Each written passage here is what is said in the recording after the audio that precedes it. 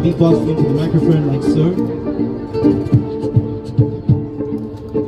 We change the sound of the violin by using this effects pedal right here like this.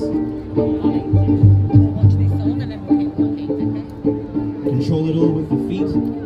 Martin just does his stuff, and it's fabulous as always, and we got a song. So let's go ahead and add some drums, bass, chords, and we'll go from there, starting with drums.